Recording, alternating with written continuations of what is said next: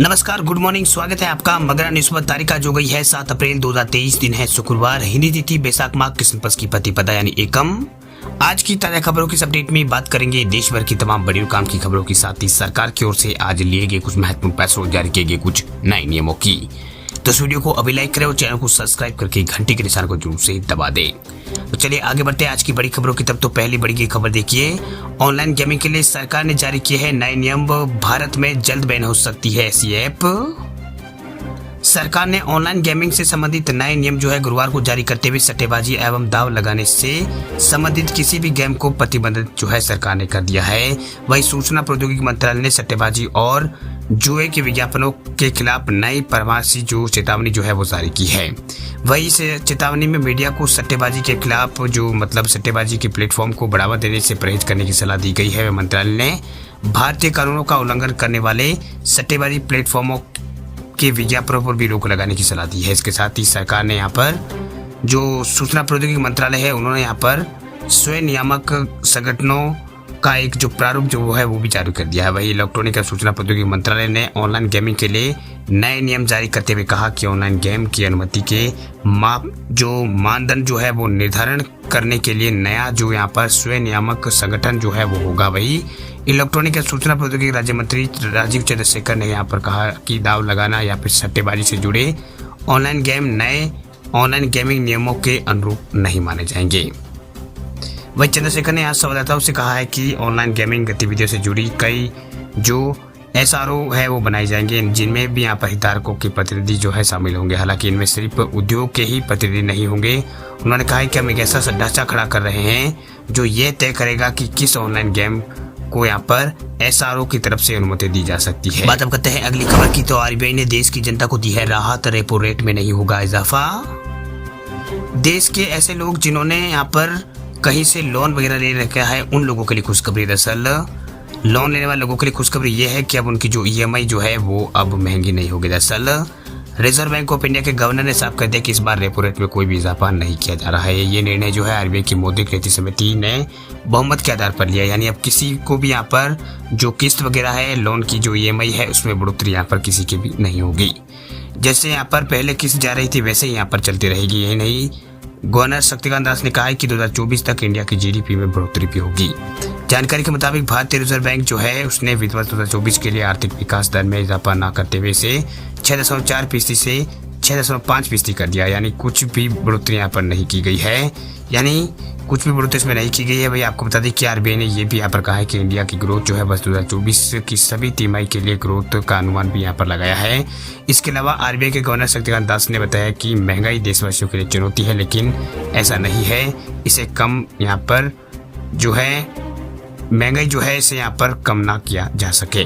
मतलब उन्होंने देशवासियों को कहा कि महंगाई एक चुनौती है देशवासियों के लिए, लेकिन ऐसा नहीं है कि इसे कम ना किया जा सके। वही सबसे पहले RBI के गवर्नर शक्तिकांत दास ने वित्त वर्ष 2023-24 के पहले मॉनेटरी पॉलिसी के तहत बढ़ोतरी न करने की घोषणा की। वही आपको बता दें कि वित्त वर्ष 2022-23 के लिए सरकार ने रेपो रेट में आखिरी बढ़ोतरी 8 फरवरी 2023 को की थी। बता दें आपको कि जनवरी 2023 में ये 6.52% से कम रही है। चलिए बात करते हैं अगली खबर की। तो इलेक्ट्रिक वाहन खरीदने वाले लोगों के लिए खुशखबरी देखिए, इलेक्ट्रिक वाहन देश में होंगे सस्ते, सरकार बना रही है योजना। देश में बढ़ते पोल्यूशन और महंगे पेट्रोल डीजल से छुटकारा लोगों को दिलाने के लिए सरकार जो है लगातार प्रयास कर रही है। वह केंद्रीय सड़क परिवहन और राजमार्ग मंत्री नितिन गडकरी कई बार घोषणा भी इसकी यहाँ पर कर चुका है कि बहुत जल्द देश में इलेक्ट्रिक क्रांति होगी, क्योंकि आने वाले दिनों में इलेक्ट्रिक वाहन भी पेट्रोल डीजल से ही यहाँ पर पेट्रोल डीजल की तरह ही कम कीमत में यहाँ पर मिलना शुरू हो जाएंगे। राज्य सरकारों के साथ केंद्र सरकार भी इसको लेकर मसौदा जो है वो तैयार कर रही है। उत्तर प्रदेश में तो पहले से यहाँ पर इलेक्ट्रिक वाहन खरीदने पर सरकार ने छूट का प्रावधान किया है।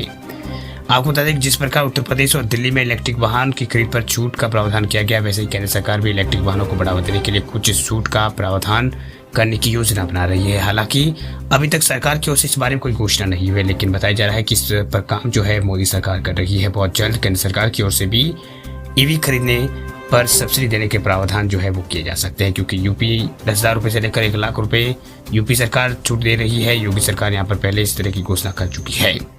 वही सड़क परिवहन राजमार्ग मंत्री नितिन गडकरी कई कार्यक्रमों में संसद में बता चुके हैं कि इलेक्ट्रिक वाहनों की प्रति किलोमीटर लागत पेट्रोल डीजल से आधी भी यहाँ पर इससे भी कम होगी, जिसके चलते इलेक्ट्रिक वाहन की काफ़ी तेज़ी से खरीदारी होने वाली है। उन्होंने कहा है कि कुछ इलेक्ट्रिक वाहन महज ₹1 प्रति किलोमीटर की दर से भी यात्रा कराएंगे। बात अब करते हैं अगली खबर की। तो देश में सीएनजी और पीएनजी की घट सकती है कीमतें। प्राकृतिक गैस की कीमतों को घटाने के लिए कैबिनेट के प्रस्ताव को मिली है हरी झंडी। सीएनजी और पीएनजी कीमतें यहाँ पर कम होने की उम्मीद है। इससे महंगाई से जूझ रहे आम लोगों को राहत मिलेगी और उनका रसोई खर्च भी कम हो जाएगा। दरअसल गैस की कीमतों के अलावा खाद और बिजली के दाम भी घटाए जा सकते हैं। इसलिए इसके लिए यहाँ पर किफायती प्राकृतिक गैस के प्रस्ताव जो है अभी देश के अंदर तैयार हो गया है। इसे जल्दी यहाँ पर मंत्रालय को भेजा जाएगा। दरअसल सूत्रों के मुताबिक प्राकृतिक गैस के दाम जो है उसे घटाने के लिए कैबिनेट की ओर से प्रस्ताव को 3-4 दिनों में यहाँ पर मंत्रालय को भेज दिया जा सकता है। ये प्रस्ताव जो है किरीट पारिक समिति की रिपोर्ट के आधार पर तैयार किया गया है। दरअसल सरकार ने गैस की सस्ती कीमतें तय करने के लिए किरीट पारिक नेतृत्व में एक समिति जो है वो बनाई है। वही समिति ने पिछले माह सरकार को अपनी रिपोर्ट यहाँ पर सौंपी है, जिसमें गैस की कीमतों में $2 से $6.5 प्रति जो metric million British thermal unit रखने की सिफारिश की गई है। वही केंद्र सरकार सीएनजी पर 14% जो उत्पाद शुल्क है वो वसूलती है, जबकि राज्य जो है 24.5% वेट जो लेते हैं। चलिए बात करते हैं अगली खबर की। तो देश में अब कोरोना हो रहा है बेकाबू, टूट गए हैं 6 महीनों के रिकॉर्ड। भारत में अब कोरोना जो है बेकाबू होता नजर आ रहा है। दरअसल पिछले 24 घंटों में भारत में कोरोना के 5335 नए मामले सामने आए। इसके साथ ही देश में एक्टिव मरीजों की संख्या भी बढ़ गई है। वे मौजूदा समय में कोरोना संक्रमित एक्टिव मरीजों की संख्या जो है 25,587 हो गई है। वहीं पिछले साल 23 सितंबर के बाद ये पहली बार जो मामले हैं वो 5000 से ज़्यादा आए हैं। वहीं देश में कोरोना के डेली पॉजिटिव रेट जो है 3.32% है। वहीं पिछले 24 घंटों में 6 कोरोना संक्रमितों की मौत हुई है। वहीं कोरोना वायरस संक्रमण के मामलों में दिल्ली, महाराष्ट्र और इसके अलावा हरियाणा, तमिलनाडु और केरल में जबरदस्त मामले बढ़ रहे हैं। वहीं केंद्रीय स्वास्थ्य मंत्रालय के आंकड़ों के मुताबिक एक दिन में कर्नाटक में 2, महाराष्ट्र में 2, पंजाब में 1 मरीज की मौत हुई है। इसके अलावा केरल में भी 1 मरीज की मौत हुई है। वहीं भारत में साप्ताहिक पॉजिटिव रेट 2.89% है। वहीं पिछले 24 घंटों में 2800 से ज़्यादा लोग ठीक भी हुए हैं। वहीं 1993 लोगों ने यहाँ पर डोज भी लिया है। वही भारत में अब तक 92 करोड़ लोग जो है कोरोना टेस्ट करवा चुके हैं, यानी 92 करोड़ से ज़्यादा लोग कोरोना टेस्ट करवा चुके हैं। बीते 24 घंटों में भारत में कोरोना के मामले जो है वो यहाँ पर लगातार बढ़े हैं। 5,000 से ज़्यादा नए मामले सामने आए हैं। वही स्वास्थ्य मंत्रालय की ओर से यहाँ पर जारी आंकड़ों के अनुसार महाराष्ट्र में 4 और दिल्ली, गुजरात और कर्नाटक और पुडुचेरी में कल जो है लगातार दूसरे दिन यहाँ पर कोरोना के मामले बढ़े हैं। इन राज्यों में यहाँ पर कोरोना के मामले अभी बढ़ रहे हैं। अगली खबर के तो यूपीआई यूजर्स के लिए बड़ी खबर देखिए। अकाउंट में पैसे ना हो फिर भी हो जाएगा यूपीआई पेमेंट। आरबीआई ने किया है ऐलान। देश में ज्यादातर लोग अब पैसों के लेन देन यूपीआई के माध्यम से करते हैं। वह यूपीआई की लोकप्रियता को बढ़ते देखकर आरबीआई ने भी यहाँ पर यूपीआई की सुविधा को हरी झंडी यहाँ पर दी है। वहीं गुरुवार को मौद्रिक नीति पेश करते हुए आरबीआई के गवर्नर शक्तिकांत दास ने यूपीआई के जरिए पहले से मंजूर लोन को यूपीआई से देने की बात यहाँ पर कही है। यानी यदि आपके अकाउंट में पैसा नहीं है और साथ ही आपको कहीं भुगतान करना है तो आप यूपीआई लोन लेकर भुगतान कर सकते हैं। बाद में आपके अकाउंट से जो पैसे हैं वो काट लिए जाएंगे। दरअसल बात यूँ है कि आरबीआई की ओर से यहाँ पर लोगों को यूपीआई के माध्यम से भी क्रेडिट कार्ड जैसी सुविधाएं प्रदान करना आरबीआई चाहता है, ताकि यूपीआई क्रेडिट कार्ड का जो विकल्प जो है बन सके। हालांकि अभी गाइडलाइन के बाद ही यहाँ पर कुछ कहा जा सकता है, लेकिन जो गवर्नर है शक्तिकांत दास ने अपने बयान जो दिया उसके बाद कयास लगाया जा रहा है कि यूपीआई को क्रेडिट कार्ड के विकल्प के तौर में तैयार किया जाएगा। आपको बता दें कि जिस तरह से बैंक क्रेडिट कार्ड में ग्राहकों को लोन की सुविधा देते हैं, ठीक वैसे ही यहाँ पर सुविधा यूपीआई के माध्यम से भी दी जा सकती है। चलिए बात करते हैं अगली खबर की। तो अगली खबर है ओटीटी को लेकर। ओटीटी प्लेटफॉर्म पर सरकार का डंडा। क्रिएटिविटी के नाम पर नहीं चलेगा वल्गर कंटेंट। केंद्रीय सूचना प्रसारण मंत्रालय ने साफ कर दिया है कि ओटीटी में क्रिएटिविटी के नाम पर कुछ भी परोसा नहीं जा सकता है। अब इसे प्लेटफॉर्म से जो वल्गैरिटी से दूर करना होगा। वही केंद्रीय मंत्री अनुराग ठाकुर ने कहा है कि इसे तरह के कंटेंट ओटीटी पर परोसना होगा जिसे लोग देख सके। मतलब इस तरह के कंटेंट देखने होंगे, यानी दिखाने होंगे जो लोग देख सके। वही केंद्रीय सूचना प्रसारण मंत्रालय और अमेजोन के बीच करार यहाँ पर इसका हुआ। इस इवेंट के दौरान केंद्रीय मंत्री अनुराग ठाकुर ने कहा है कि एक बड़े ओटीटी प्लेटफॉर्म के प्रतिनिधि यहाँ मौजूद है, इसलिए ये बातें जो है बोलना जरूरी है। वही केंद्रीय सूचना प्रसारण मंत्रालय अमेजोन के बीच हुआ करार है। इस ओटीटी प्लेटफॉर्म पर अमेजोन में बड़ी भूमिका अमेजोन जो निभाने जा रहा है। इसमें ओटीटी पर काम कर रहे इंडस्ट्री के लिए इकोसिस्टम तैयार करने की बात कही गई है। चलिए बात करते हैं अगली खबर की। तो एटीएम का यूज करने वाले लोगों के लिए बड़ी खबर देखिए। एटीएम से पैसे निकालने से पहले जांच ले बैलेंस, वरना ट्रांजैक्शन फेल होने पर लगेगा जुर्माना।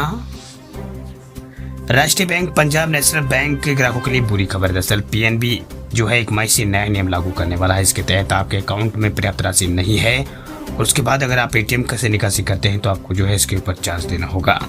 दरअसल बैंक के ग्राहक बैंक जो है वो ग्राहकों को ये मैसेज भेजकर उसकी जानकारी यहाँ पर दे रहा है। इसके साथ ही बैंक वेबसाइट पर इस तरह की जानकारी दी गई है। पर पीएनबी की वेबसाइट पर दी गई सूचना के अनुसार आपके खाते में फंड ना होने की वजह से यहाँ पर domestic ATM cash withdrawal transaction पर 10 रुपये के साथ जीएसटी जो है देना होगा। हालांकि ये फेल ट्रांजैक्शन अपर्याप्त बैलेंस की वजह से होना चाहिए। अगर किसी अन्य कारणों के कारण ट्रांजैक्शन फेल होता है तो उसके ऊपर वो चार्ज नहीं है। वही बैंक इस तरह का जो नियम है 1 मई यानी 1 मई 2023 से लागू करने वाला है। वही पीएनबी यानी पंजाब नेशनल बैंक की गाइडलाइन के अनुसार अगर किसी तरह की ट्रांजैक्शन अगर आपका फेल होता है तो इसकी शिकायत अगर होती है तो शिकायत करने के 7 दिनों के अंदर आपकी समस्या का हल निकाला जाएगा। वह ट्रांजैक्शन फेल होने की सूचना ट्रांजैक्शन की तिथि के 30 दिनों के अंदर यहाँ पर दी जाती है। इसमें देरी होती है तो ग्राहक रोजाना 100 रुपये का मुआवजा जो है ग्राहक को देना पड़ेगा।